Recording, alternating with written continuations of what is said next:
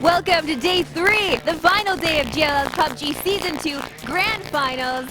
We are in the beautiful Stockholm suite, a little misty today, gentlemen. I am your host, Marissa Roberto, joined by, as always, my esteemed panel of analysts. We got Toffees, we've got Frost, and we've got a lot of chicken dinners. Well, 6 more to consume today, gentlemen. We should talk about the journey to get here, though, not just over the past 2 days, but also the journey before this, because there were qualifiers, online qualifiers for these teams to get in. 1,500 players entered this thing. Like, it was a lot of players competing to get to this moment here. So, Frost, for a player, what does something like that mean for a tournament like this?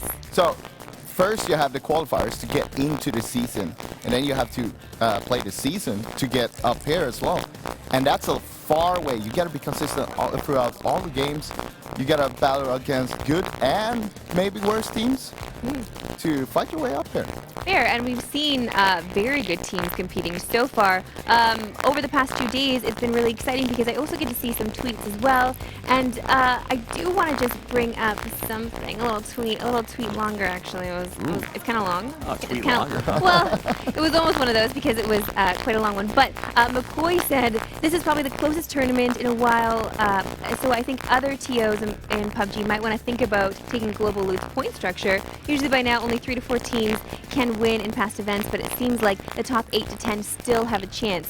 Do you agree with this sentiment? First, Frost, what do you think about the point system? So the point system is pretty good, I'd say. It's pretty decent, but it also comes down to the maps. And this is it for me. Okay, the points are good. I like the point system. Yes. But the variance we're seeing where everyone's still in it is all about the maps. Mirimar and Erangel, 3 and 3, even split.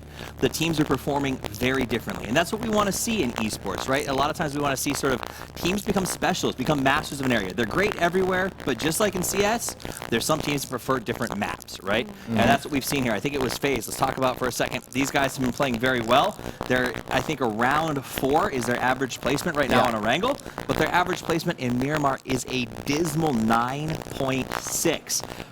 If we had just planned playing 16 games on Erangel, based on that and their current play, this tournament would probably be over by now. FaZe would have been racking up so many points. Before we get too deep into dissecting what just happened over the past 2 days, I want to talk about, well, actually, you know what? I'm not going to talk about it at all. Deman has something to say. $100,000. GLL Season 3. Sign-ups start right now.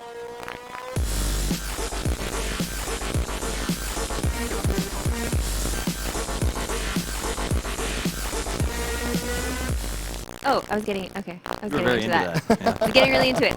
Okay, that's very exciting. Already the 3rd season announced. $100,000. This is a lot. This is a lot of dough. A lot of dough for these teams to compete for. So, how do you guys feel about the fact that we're playing now with 10 points each for frags? So that's exciting because we've moved over to this, and I feel like the system is working. Plus, now the 100K to compete for. I mean, it draws you in. It's worth playing for. And you got to remember, this is not an invitational. Every team who is here earned their way in through the season. So it means everybody has a chance. You can go through the opens to get into sort of the season format, and then using Bravo and Alpha, everyone's got a chance to work their way up to the top. And then obviously, if you're in the top of your region, you get to come to this bad boy and prove that you're the best in the entire world. Super, super cool. Points, I think, are a big deal. NAVI, for instance, has been relying on the new 10 kills per point system to maintain their position on this leaderboard, and it's really benefiting a lot of these teams. Yeah, a lot of teams, as we talked about, they're killers. FaZe is one of them.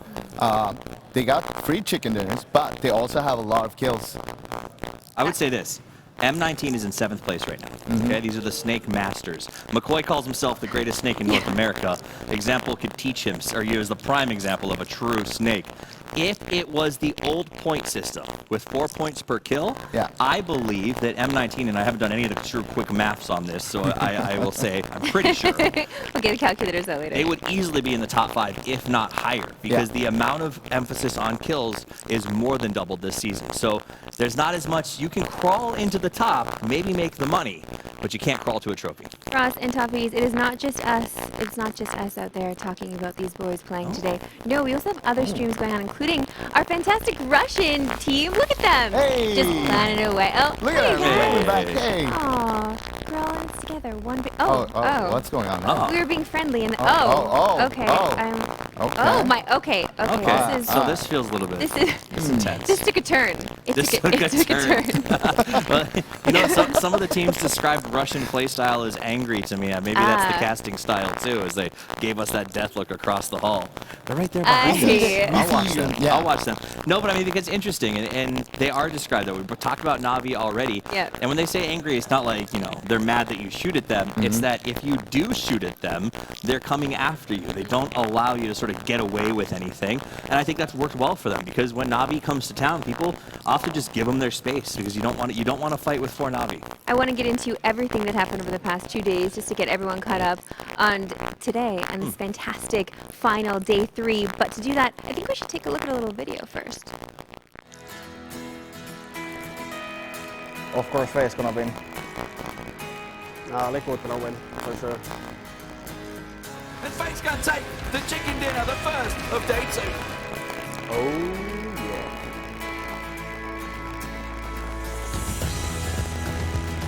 Jeeves coming up behind them. Liquid getting involved at the back of T-Gates. They just get it picked apart. Jeeves with a grenade.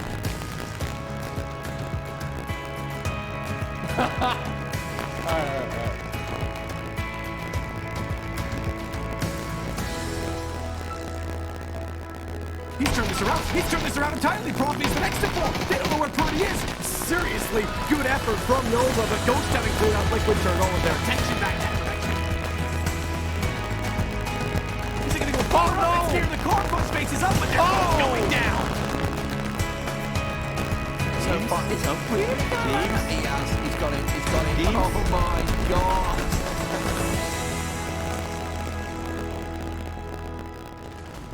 Okay, that was really sweet. It just gave me the feels, you guys, honestly, You got the because feels? I got the feels, yes, because this is my first PUBG tournament. I've covered other esports before, obviously, but this is my first time doing VR. This is my first time with PUBG fam, and you guys have been just so freaking sweet. And I don't want to get too misty-eyed about it, but I've just really enjoyed working with you guys. It's okay. I'll reserve that for later. We need to discuss everything that's been going on the past 2 days, including this incredible leaderboard. FaZe Clan taking the top spot. NAVI up there as well. Look at those kills, those frags. They have been popping all weekend long.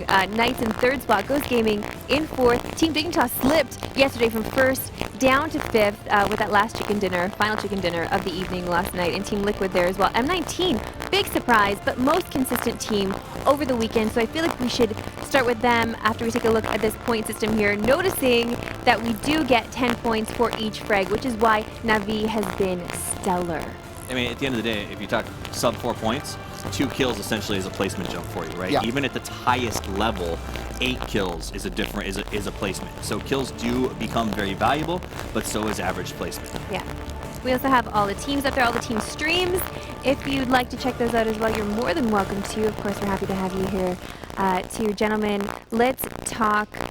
I do want to talk M19 still for just a moment, because they have been indeed the most consistent team. Like taking the second spot really that they had for most of the chicken dinners yesterday. They had 4 second places yesterday. Yeah, 4. But we saw that a lot of the games, they were actually just snaking their way up to the second place, not actually getting the kills. We had, I think it was the last game they had 8 kills though.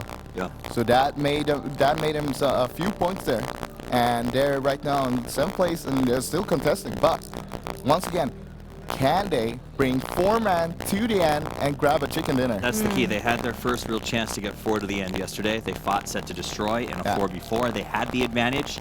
They overpressed their push, and they lost 2 people, and again, found themselves outnumbered in the final circle. They're crawling in for placement, and that's great. When you're playing the league and you want to make it to the top 4 so that you get your invite or top 3 to this tournament, you know what? Crawl for placement. But there is a point, Marissa, where I firmly believe the best of the best stop playing for placement and they start playing to take the trophy home.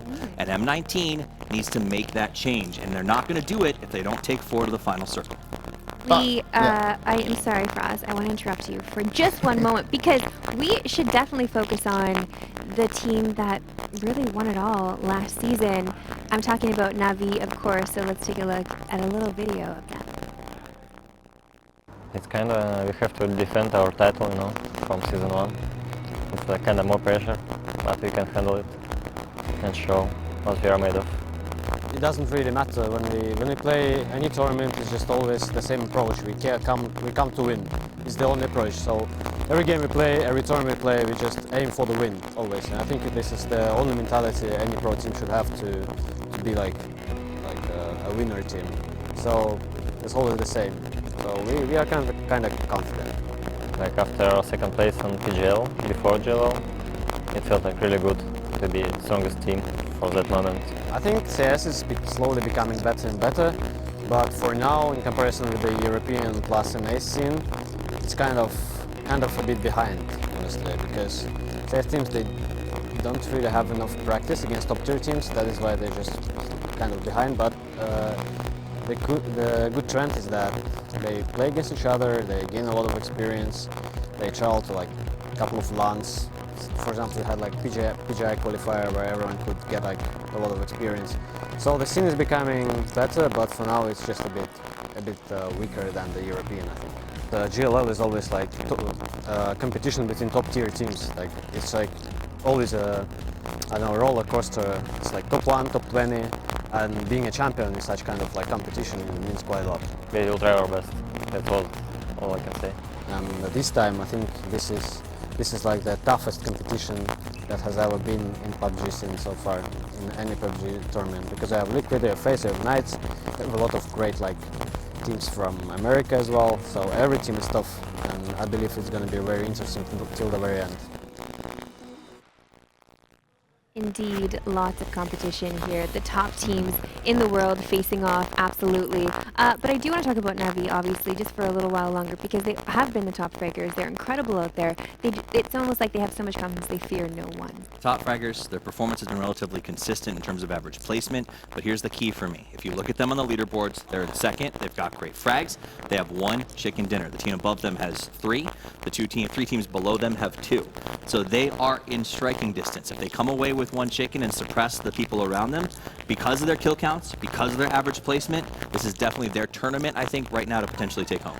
Yeah, they're still under pressure though. Being the champion of Season 1, they come in here, but they have shown that they are here to stay. Here's my problem though. Miramar, we're starting there today. They need to have a good performance. Their average placement has been 8 in Miramar. They cannot do that today. No. They need to average a minimum, in my opinion, of 5 on all of those games to maintain the push into a wrangle to take home that trophy. It'll be interesting, of course, to see how it all plays out, but they are, top fraggers, at least 5 more than the next in line, which is FaZe. I do want to now focus on the fact that, Frost, what's going on here? You're not supposed to play favorites, and I see you're wearing a ghost sticker, so do you want to explain yourself for one moment? All right, we're ripping this up. Oh, They're going drama. to the crowd, to the trash. Oh, okay. Until they prove themselves, I'm not going to wear that. But What? they need to prove themselves. They're right now on 4th place, and still a full day to go. Well, I want to talk about Balak for 1 second, if we can. Yeah, Oh, definitely yeah. should talk about Balak. All Balak right. is their IGL. Look He's at got a freaking birthday boy. 28, and the graphics guys had a really good time. It's like a gnomish birthday. But big shout out birthday to you, Balak. It's good to have him, our IGL, for the team, and a guy who I think is really a good spiritual leader for them. In fact, here, PGI qualifiers, they didn't actually get to play in the North American qualifiers.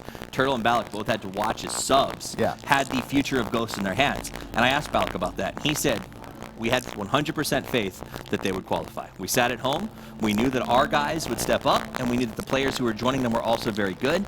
And I think that that's a great trait to have from a leader. Someone who, even when he's not there, believes 100% in his players. Brings that to the table. I think he's been a very good addition to Ghost.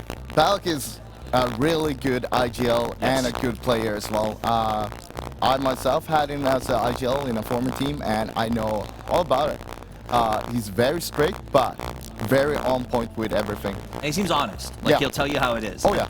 So along those lines, I do think something else is worth noting with Ghost is they recently hired somebody a lot of us know, Jabroni, used to be a caster, sort of worked as an analyst, joined them as the full-time coach, moved in with the guys from what I understand, is sort of helping them manage day-to-day. Yeah. And it's been a really good boost. I've seen performance improvements. I've seen them play more as a team. So this might be the birth of something new here in PUBG, where you sort of bring in a coach who's there to help not only organizationally get you to a tournament on time, but to really help you examine play style and work as a team, sort of team building, the way we see it in traditional sports. Coaching is, like, coaches in PUBG is not a common thing right now. We still have only a few teams that are actually utilizing a coach, and does it help or not? Utilizing it the way that you should, right? Yeah. Some of them bring coaches in, but it's really like, hey, we've got a friend who's going to come with us and look at some VODs. Yeah. Versus a coach in the sense of, all right, guys, we're putting practices together, we're drilling fundamental ideas, we're practicing techniques, and I think that that's sort of the next step for a lot of these teams. I want to see if any of our top fraggers who've made the list have coaches on their team. Let's take a look at who's been on top. I know obviously FaZe is up there, NAVI, James, Bookie. These boys have been slaying all weekend long. Look at that face. 2 guys. They're sharing one spot there. Sharing one spot, but look at that. Navi, 2 guys, 1 dominating, and 1 also tied with Jempty and Fuzzface. So again, this punctuates top 2 teams on the leaderboard have 4 guys in the top killers. Like, that I think goes to show again the power of the 10 point per kill valuation in this tournament. I think if Uba and Pokomaladoy lead their team to a couple, like 1 chicken dinner and keep the kill counts alive, they're going to be really tough to catch. I do want to talk about the fact that we're starting on Mirimar today, correct? So I know Mirimar, there's a lot more long range shooting, and do you think anybody on that list there is the best long range shooter, or do you feel like they've all got it made in the shade? I would say that all of them probably got most of their kills from Erangel. I think Wookie Bookie is... I would give Wookie Bookie phenomenal long shot. You put a Car 98 in his hands, the guy is lethal, and he's very good at tracking people on the run. So Mirimar, at that 200 meter plus shoot range, I think he's absolutely lethal. Yeah, we saw some good shots from him coming in yesterday and the day before as well. Land giant himself. There was a lot of discussion yesterday, even on Twitter. I mean, I know, Frost, you put something out there too. Just, you know, the discussion between Mirimar and Erangel and who prefers what and why people, players especially, usually prefer Erangel. But why is a map like Mirimar so important? So the importance of having 2 different maps is some teams prefer one map, others prefer the other one. And we see that in performance as well. We talked about it a little bit before, and we talked about Liquid Mar. And Liquid right now is sitting on 6th place. They're still contesting about the win for today.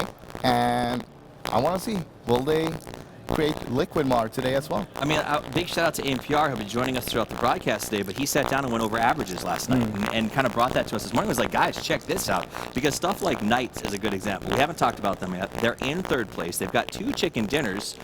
But on Erangel, they're averaging 4th place. Kings of consistency, right? Problem, Mirimar, they're averaging 8.5. So again, as we start the day today, they have to fix that if they want to be in the running going to those final 3 Erangel matches. On the opposite side, you've got the Lions, for instance. They're averaging 12.1 on Erangel, but 5.6 when it comes to Mirimar. So we do TC teams that are really specializing in one map versus the other. But that's also Team Liquid. 5.6 on Mirimar and average 9 on Erangel. I want to see better than 5.6 on Mirimar today. Here's my Liquid is a great team. They're doing well on Mirimar. A little rough on Erangel right now, but they don't have any chicken dinners. And this means that they have a chance to get back in it because they are currently, 5th, right? 6th place. 6th place with no chicken. They're the only team up there without any chicken dinners. So if they can pull it in today, get a good Mirimar chicken to start, they're right back in the mix. We do see them get not only 1, but sometimes 2 back-to-back wins. But we haven't seen them get 1 yet. Why? They win on runs. This is the thing I love about Liquid and I hate about Liquid, is they tend to, when they do well, they do well. So if you see Liquid win 1, expect them potentially to come back in the next game and either win or get very close to it. They sort of build on confidence. So that's what I want to see today, is them get that first one and then start to pile drive. Today could be the day, of course, and this would be the map to try to take some points away from FaZe to keep them away from running away with the top spot. We'll have to see how it all plays out because guess what? The first match of the day is ready to go. Deman and Larsen, take it away. Thank you very much. It is a colourful Sunday here, Larsen, as we are getting things ready and waiting to go. Bringing the Hawaiian feel or the Sandhawk feel, I think it's safe to say, Larsen, today. I mean, we're back on Miramar. I feel like we have all had the same color shirts. I know, right? I want to spice it up a little bit. That's good. I like it. I feel like I should have like kind of pre-warned it and got some sort of shirt of Toffee, some sort of Hawaiian feel, Alua sort of thing going on. But as it is, we're moving on to Miramar now. And as the boys just pointed out, you know, Liquid Mar, there's so many problems, but we can't look away from the fact it has been a horrific map for FaZe. It has, and I feel like we've seen teams that have done extremely well in the Erangel. They haven't showed out on Miramar, but the teams that have showed out on Miramar, they've been very lacking on Erangel. I saw the tweet saying 74% of their points have come from Erangel. That is now, true. obviously, we do land on Erangel for the last 3 maps, which is fine, but they surely do not want to be in a situation where they have to chase the game going into that. But I those 3 games. don't want to call out FaZe and say they're necessarily bad on Miramar. I mean, I'm doing yesterday I talked to the players, I watched some of the games, and they had individual mistakes. They lost people early, and it was like, when you make an individual mistake, you play the entire game so different. I mean, I can take this from next perspective. When you lose one of your players early, you play the game way more defensive. You don't take the ground you need to take, you don't take all the fights the same way. And in 2 of the games, I don't know for all 3, but 2 of the games they lost at least 1 or 2 in the early game. Early rotation. Yeah, like it was in the first circle circle. 2. No, Yeah. literally in circle 1 they lost players. And then they had to play on the battlefield. And that is even harder on Miramar than in Erangel, because you can't really rotate the same way. And what gives me the worries, I think, more, is that if you think of the last 2 circles on Miramar yesterday, they were both western side. Montenuvo almost finished on Montenuvo, and that's where they land. Yeah. So it wasn't even a rotational problem, it was just issues in Miramar in general for them. Yeah. But Dignitas, a team that we just had on the screens a second ago, they're a team that actually do very well in Miramar. They have done We've been talking about better Liquid as Miramar well. than Erangel. Yeah. I think, I don't know what to say how much, but I think a majority of the points are actually from the Miramar games. I believe so. I think I talked to the guys and I think they said they got like 3 9 places on Erangel on one of the days. It's like, Well, Ghost definitely stepped it up yesterday. There's the birthday boy on your screens, but it has been a dream for them on Miramar. That's where they picked up their first chicken dinner. They're going to be hoping they can get some more, currently chasing in the points. And really, from the point system all throughout the day, you've got to be looking at how close they can go. Really, down to, I think, first down to 6th or 7th is about 320 points between so them. there's 55 really anyone between can Navi catch. and FaZe, and then everybody in the top 6 are within 1 chicken dinner distance. And obviously 300 points per win, obviously 10 points per kill, so there's a lot of points up for grabs. Still 6 maps to go, here we go. First game underway, you can see the plane very much straight across the middle. That opens it up for just about everyone. Should be all happy. Interested to see what conflicts maybe. Obviously people going back and looking at VODs, looking for open opportunities for places they can now drop in, maybe make changes. I'm looking at Sangal, obviously we're going around San Martin. Knights had a couple of challenges from the Lions guys. It looks like they're going to drift further apart this time though. Yeah, the only thing I think we see is changing here is Sparka. They've been landing around La Cabrera and Alcantara when the plane starts on that side. But I noticed in all the Miramar games that in last over 3, I think Nova landed there once, but they decided to go away from there. But yeah, they're the only one that have changed up anything, I really think, on this airplane. And the boys talked about M19 a little bit. Obviously, they've been splitting Los Leones with Moonwolf recently, but they look to be dropping in a very different location. FaZe Clan here at Montenuvo.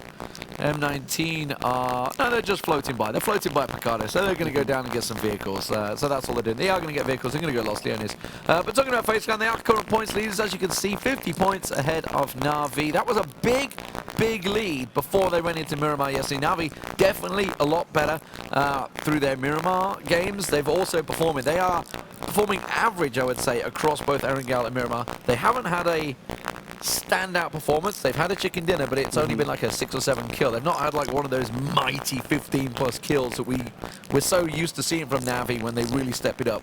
Yeah. I've caught him in a cough. I've caught him in a cough, but yeah, NAVI, I feel like instead of engaging as many fights, I feel like they develop into a team that actually tries of third-partying or waiting for the right opportunity to strike rather than just taking a lot of engages. And that's like they're adapting to how other teams play. But if in the beginning, I feel like they would take way more fights and they would maybe lose a few more people in the early games. And the way to the consistency is keeping the 4 people alive. So I feel like they have changed or will change their playstyle in a way that they think a lot more to what fights to actually take and when Rather to than take just them. like the crazy, relentless aggression. I want to take a effectively. look at the circle because you mentioned FaZe. They had a Montenegro circle, and look at this one. Well, we'll just FaZe. talk about the Knights for a second, because they are obviously in 3rd place. You know, they're a consistent team. This is the thing, right? They've been consistently across tournaments, obviously PGI being the exception, have been finishing 2nd, 3rd place a number of times now. They're really starting to get consistent. Obviously with the new, I would say new edition of Texas, he's been there for a couple of months now, but it's definitely been a step up, but they've never quite, you know, just got that extra level and gone and won an event.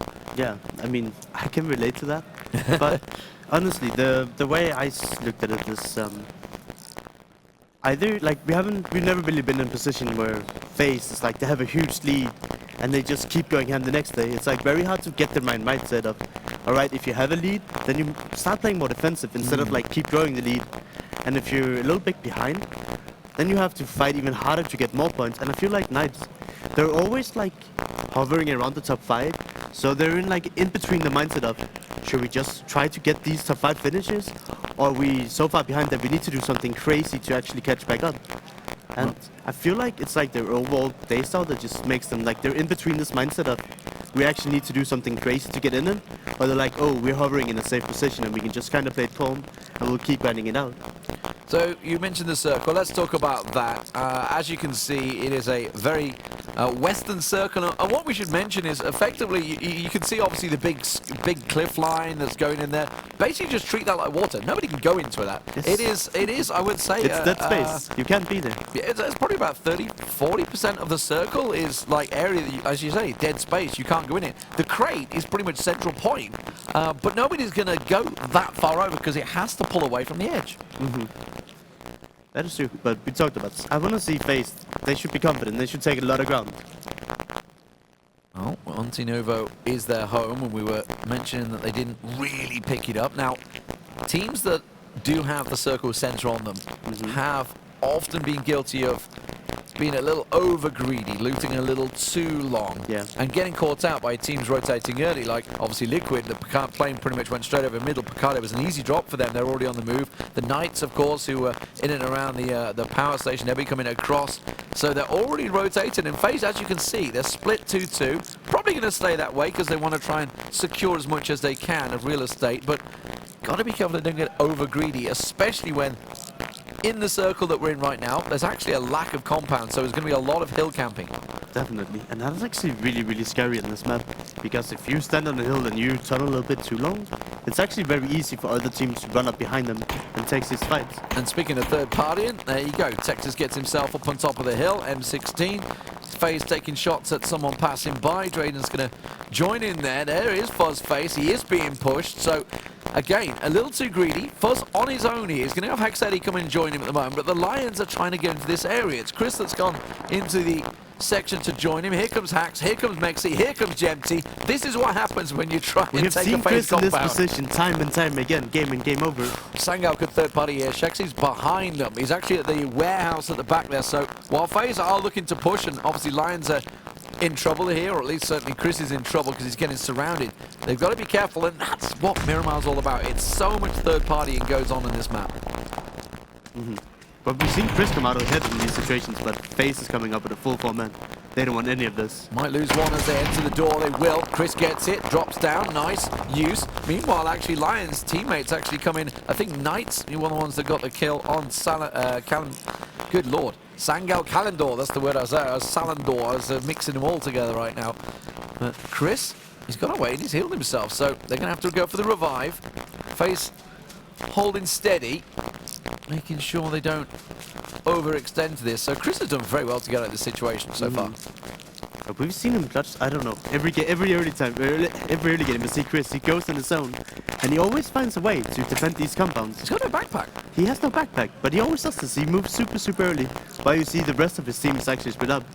But now, I mean, he knocked one of FaZe, he knows it's that team. And what do they do? Because obviously the rest of his team have sort of kind of just left him for dead effectively because they're down south. I of think it has Montenegro. something to do with, I don't think they want to take the full 4 for early game versus FaZe. Maybe it was another team you would have seen reinforcements, but Bastion on the game does a really good bit of work. That AK is working well in his hands. He's causing FaZe a lot of problems, burning down their meds. He's surely not going to get out of this. I don't see FaZe losing this when they're 4-man strong. Well, it's a risk. He's got the molly out. He's going to underhand that. That's going to buy him time once again. And while this is all happening, FaZe obviously not paying too much attention to what's around them. They're just trying to enclose him at the moment. It's always dangerous to try and siege. He's going to try and hop out the back there. Here's Gemty. He's going to drop down behind Gemty. Gemty not watching. Gets a good attack on him. And then would you believe it, Haxeni in the end will catch him out. Meanwhile, Ibi has picked up two knocks and a he kill. finished both of them. Got Rift down, got the knock on Rift and managed to get the kill. So obviously there was a knock in there as well at some point. So 2 kills for Ibi. Meanwhile, FaZe do finish off Chris from Lions. Lions, of course, were further south. But they did it safely. I think is probably the best way to do it. It wasn't quick and clean, but it was safe. We all know that Ibiza's a really, really good player, but I feel like he's yet to really show up at this tournament. And I mean, the last day here, they're all fighting for the $100,000. If Ibi shows up today, Liquid, they have a very, very good chance of taking home the tournament. So, late rotations, as you'd expect from everybody down on the East Coast. Long way to go from, oh my word, we see that so often. That's a flip car. O'Connell, is that a bike? It might be a bike flip somewhere, but either way. How do you see this player knock himself? I feel like you always run over somebody else. He's quite far ahead of his team as well. Washout's going to be the man that will join him. Definitely a flip bike then. Definitely a flip bike, yeah, no doubt about it. Nova actually nearby to him. Meanwhile, we see Dignitas here, Gustav working in. They are on the edge of the circle. They're going to go on towards the just sort of south of Powergrid. They have Vitality nearby. There's Jazza. Takes a peek. The rest of Vitality realise, okay, we have a team nearby. And that's actually a decent shot. Manages to just catch him. Adam tucks him before his head popped off. And who else takes heads? It's Wookie Bookie with the Car 98. Demon, how does he find a sniper every single game? Actually, that's not a car. That's an AWM. It's an M24. M24. But Wookie Bookie, every game we see him, he has a sniper with it 8 times or 6 times. And Civil finishes and gets Yannick down. So that's close, because that's a nade. There's the second one. He's coming over the top. Shadow realizes he's got to back away from this one. Tries to go forward. Nade goes on the side. Oh, it gets Yannick and Jazza. Just like that. Vitality in all sorts of trouble. Jazza down. Monkey tries to push around the side there. Shadow has to back away. He's been tagged up now. There's Adam being finished off by Monkey, though, as he pops up. He gets the knock and the kill. And Civil gets Shadow down. And Monkey now fighting for the tournament lives of Vitality. They came into this not expecting a great deal, but going out in 16th place in game 1 of day 3 is not what they had in mind, and there they go. Dignitas will finish it off. Yeah, Vitality currently in 12th place. The point system is very close. Should actually get in the top 8, and I think they would want that, but terrible start for them. And that's honestly, sometimes when you do this, when you play the edge and you come in late, this can happen to you. Gotta believe that Mortified probably crashed, which is why Exco's just took him out there. I don't believe there's too many team disagreements going on that you just start shooting your teammates. A Ghost coming in down south. Volatile Mar actually have set to destroy nearby. Remember, they're down to, I believe they're down to 2, because we saw Ibi obviously catching them out earlier on. There's Moonwolf. They have got O'Connell back revived. Washout going to come in. They're still not in the circle. Very tight. You can see Nova in the mini-map there on the bottom right-hand side. Close to one another. Did get delayed by that. And look at the map. This is what we're talking about, right? Obviously, everybody has to be clustered on this east side as central as they can get, because that western edge, big cliffside, is no man's land. You cannot get in it, which effectively treats it like water. Nobody can go near it. I would like to know how the circle goes around it, because could it keep shrinking there and end around it? I'm not sure if it works the same way that the water does, but it could potentially keep going in that direction. I mean, you gotta hope that there's you see this circle, it actually hard shifted towards it. You got, still, I mean, that's actually, that's like I would say a 30% of that circle cannot be used. Yeah. That's a big territory, which is really going to make this one interesting. Obviously, El Pozo still in there. The big hill that you see FaZe and Sangal sort of occupying is about to get very, very crowded. You can see the south, Liquid, Ghost, Navi, set to destroy M19. They're all coming into that southern tip. It's so clustered that there's going to be problems. Balok's going to be the man. The birthday boy, while Samti takes no prisoners. The big Finn will take down the Dane. Yeah, this is the danger. It's so hard to make safe rotations on Mirimar. And you can't really blame a lot of people when they get picked up in rotation. Exco takes down the Yudu. But there's so few roads, and when you drive across these mountains in such a small circle, the mountain's going to be occupied and you drive really, really slow. But with the circle shift like that, you think of the plane path, you think of where people drop. You've got to be thinking, surely as an in-game leader, we need to go north. We have to go north because but so many teams are down the south. There's really nobody that's gone up. I mean, there was one team that's gone La Cabrera, I can't speak this morning, and Alcantara, which is has been Wildcard, I believe, that's been going up that way. Skoom is taking shots by Ghost here. There no way is, and they're pushing up on him. And Skoom seems to be completely alone. They're not happy with having Liquid kill their in-game leader Balak. Yeah, he backed away, left him. You got to assume either his vehicle's been incapacitated. It's still on the road. Still just down there. He's managed to get himself away and healed up, and he still has obviously the circle advantage. They're all inside the circle, so they're not playing for that. There's the bike you can see abandoned. They found him, and this is the problem in Miramar. He really doesn't have a great deal of cover. Is Turtle thinking of hopping on that bike and pushing him? I think he is. Might be able to get a better angle if he takes the bike. That's a clean shot. The rest of Liquid have gone quite a distance away from him. They're going center as they can. It looks like they're going to use the bike to get a better angle. They're going to push him. This is risky though, because obviously he can catch one out. He's got himself behind the rock. You can see McCoy. He's gone for the flank around the side. There comes the rest of Ghost, the three-man squad. So now Skoom's on the run, but there's not a real amount of cover there. They're surely going to catch him. He's going to dash for the tree and try and use that as much cover as he can. Gets to the side, does get himself behind the tree, pops the smoke out, give him as much cover as he can as Turtle with their M24 looks to land the shots. But Skoom is using the environment very well for himself to stay alive in this situation. I feel like it's a matter of time before they're going to catch him out. There is just not enough environment to really escape here. But it depends how much Ghost gonna put into actually killing him. We see all of them taking shots at him right now. And it looks like he got another run. Nova shooting at somebody rotating. It's Survivor. They're down to only 2 people. It'd be terrible if they lost Survivor here. Yeah, Figinaldo quite a distance further south from him there. Turtle still continuing to try and get these shots onto Skoom. They're pouring a lot of resources into doing it. Now they've got to be careful because M19 are kind of creeping in behind them, but these shots obviously the third party and is a big deal. Maybe got to be thinking, is it worth it for just one guy? Here's the nade that catches Yannick and Jazzer out. Beautiful cook, lands straight on. Nothing they can do about that. Yeah, it's always a rough on this map. And also, the nade, there's no counterplay. You can't hear or see them coming when you're down a ridge pressing. Knights and Wildcard trading a couple of shots over to the north of Monte Nuovo. Meanwhile, everybody else is kind of in a position where of safety. Moonwolf and Nova look like they're probably the only 2 that are going to clash. I'm looking towards their position down south there.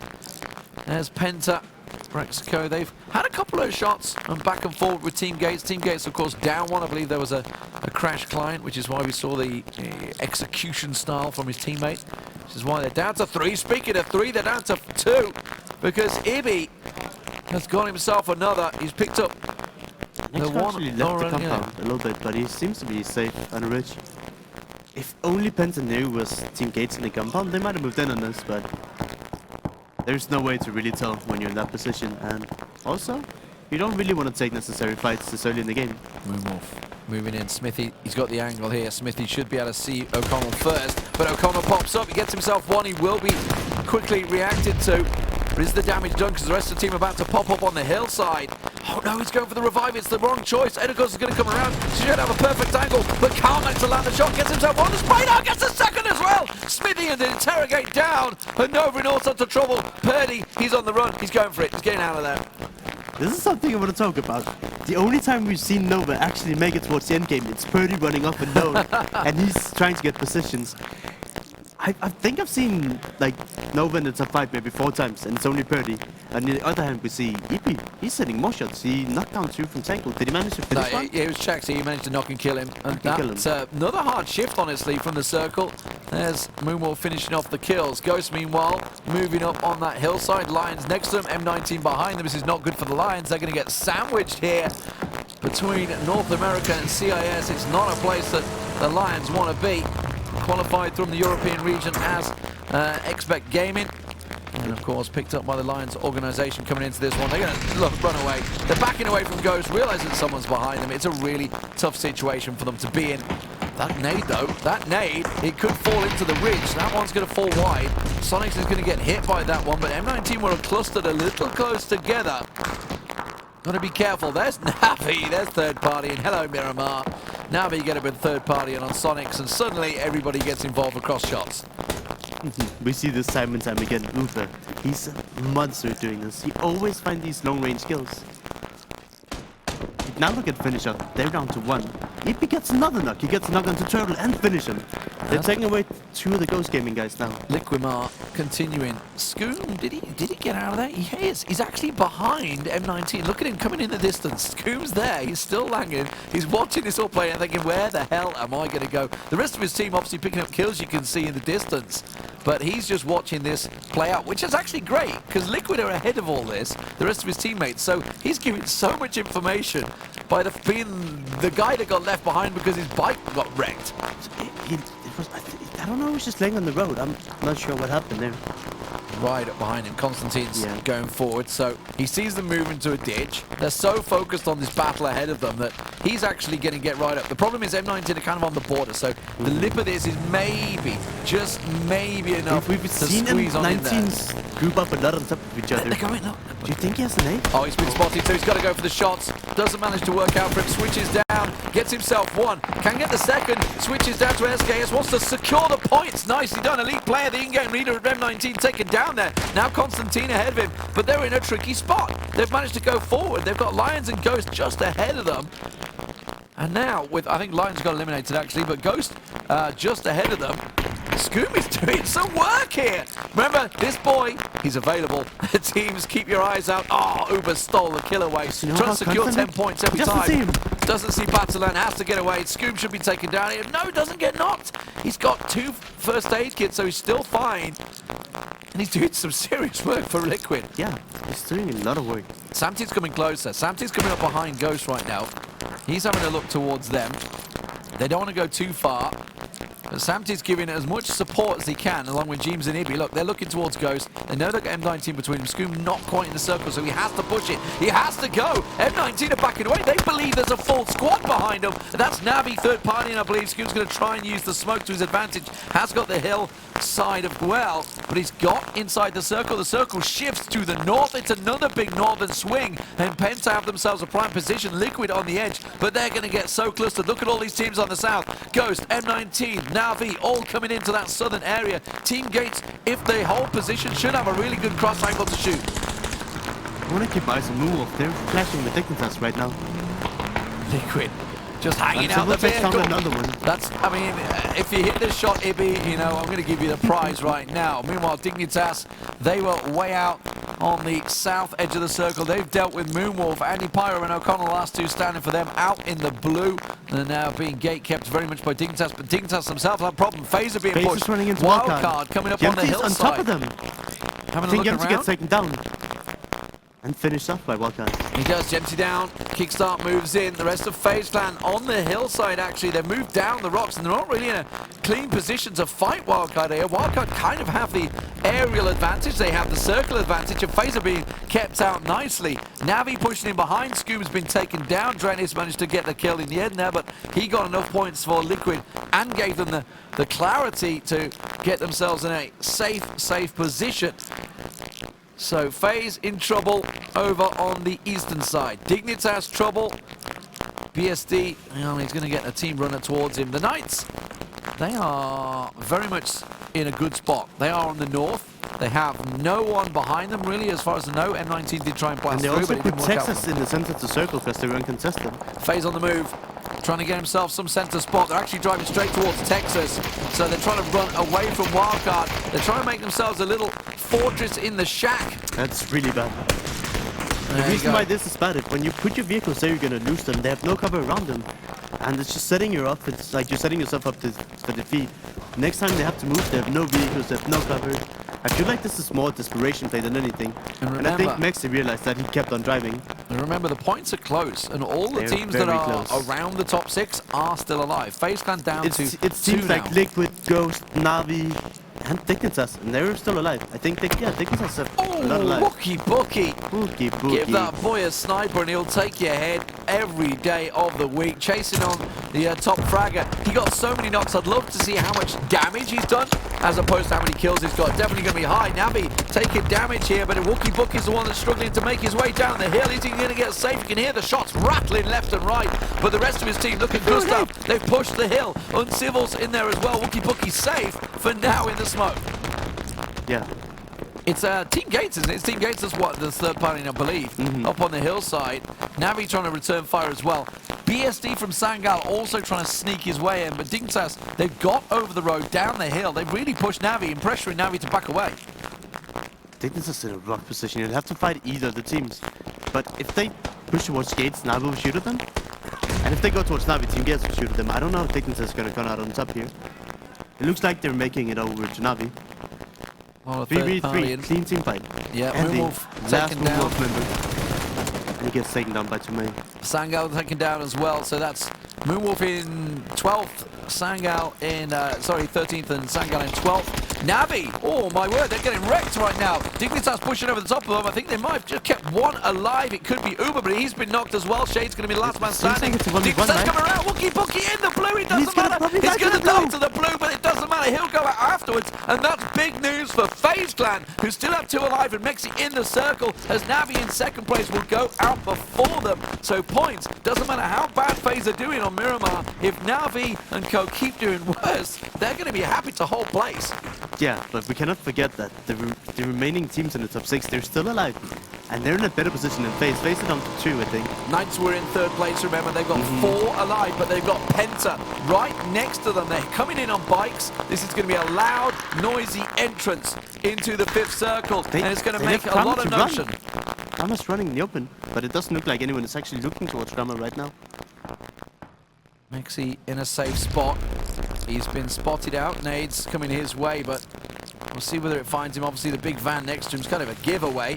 Haxetti actually not in the zone and being spotted by Kramer, so he is in a little bit of trouble. Wildcard, of course, they were the ones that did the damage to FaZe Clan. They're outside the circle, and they've got a tough push because they've got to come across that open road. Everyone's going to look in the way. Team Gates as well, you can see.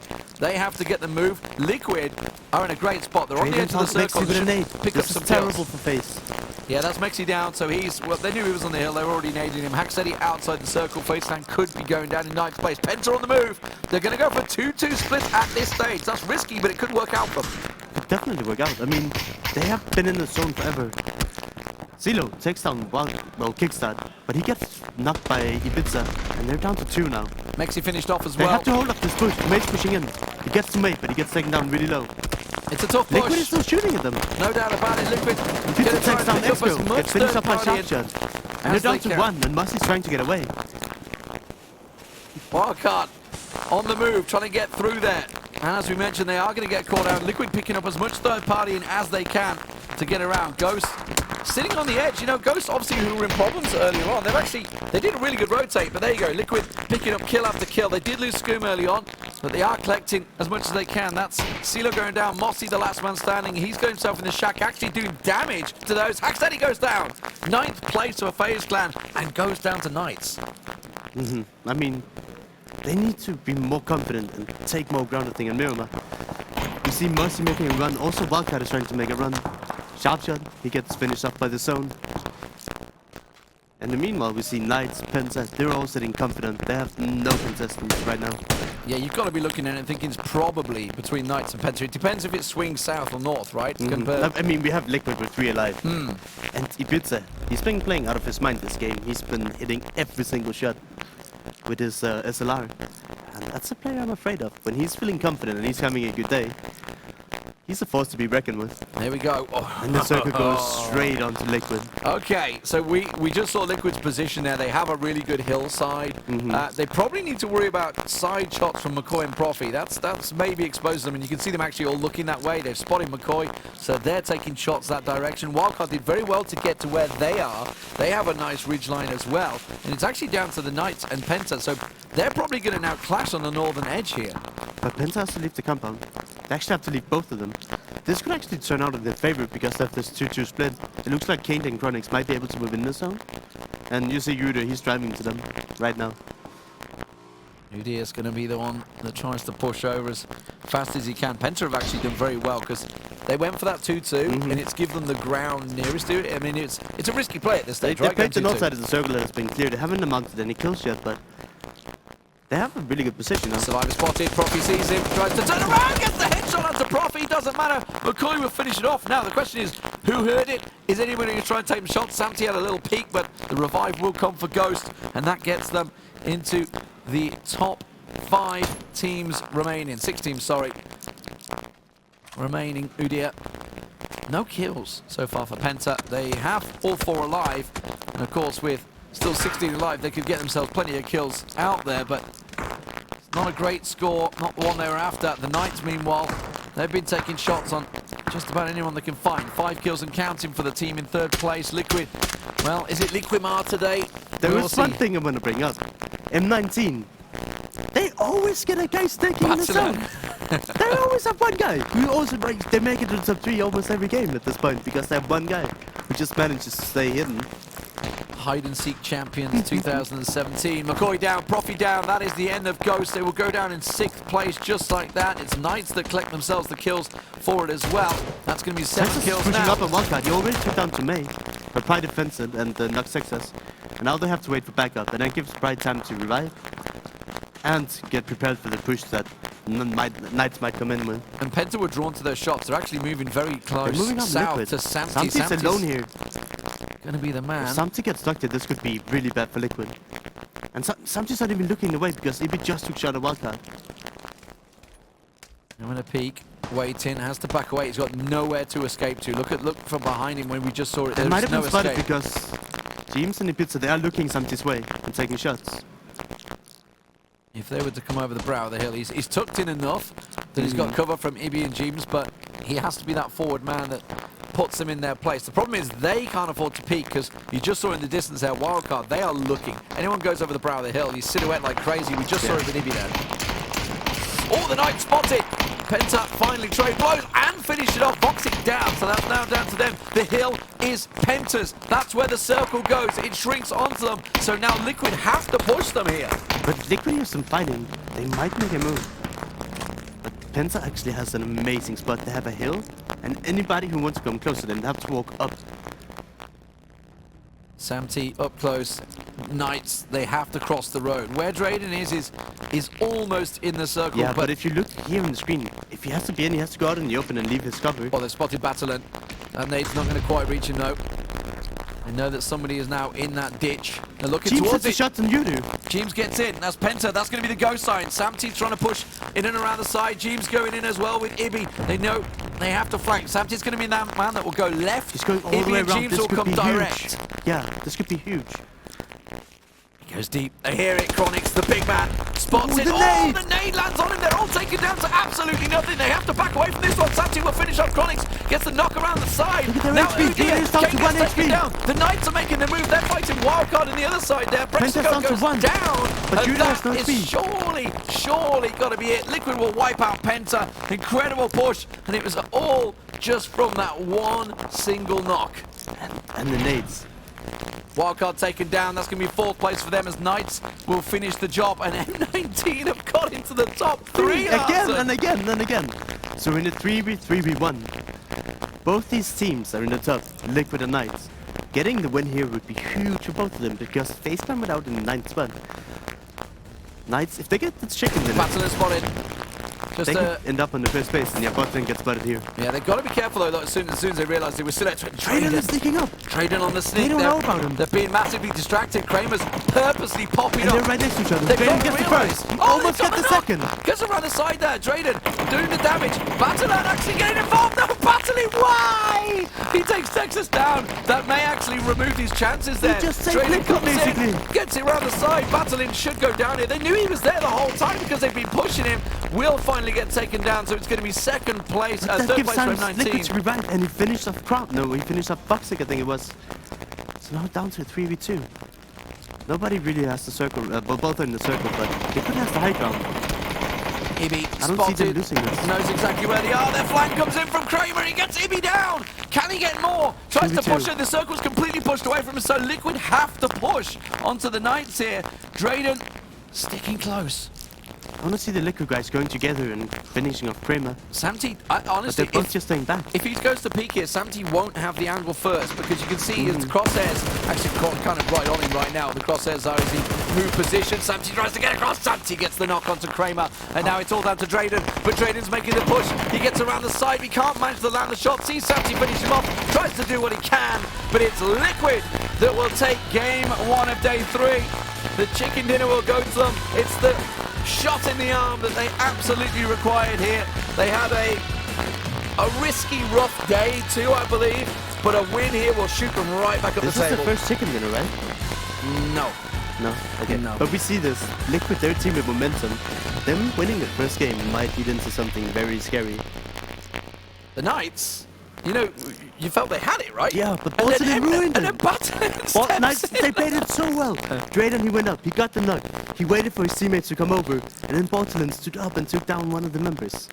Well, Team Liquid, or Liquimar, whichever you prefer to call it, Scoon was basically off on his own for a large portion of that and actually took it to M19 Yeah. all on his own and did a great job at reporting. Obviously, it put problems for Lions. Obviously, they got wiped out by Ghost, and it gave all the information to the other 3 members of Liquid that were ahead of them. It was obviously done by simply a vehicle being knocked, but Scoon made the most of it, and that Yeah. really worked out well for Liquid. Yeah, but this is what we see Liquid doing. They're so good at taking up ground, and they made the rotation. When it went north, they knew everybody was down south, so they did like you have to do, where you take one combat, you scout, see, hey, there's no vehicles there, and then just keep going and going, and then they ended up in a position where they could win the game. Absolutely fantastic stuff. Of course, you got to be looking down the points. Obviously, it was great for Knights. Knights were 3rd place. They were only a couple of not very many points behind at all, actually. No. FaZe and NAVI, of course, NAVI went out even earlier than FaZe Clan. So Do you remember while- how many kills the Knights had?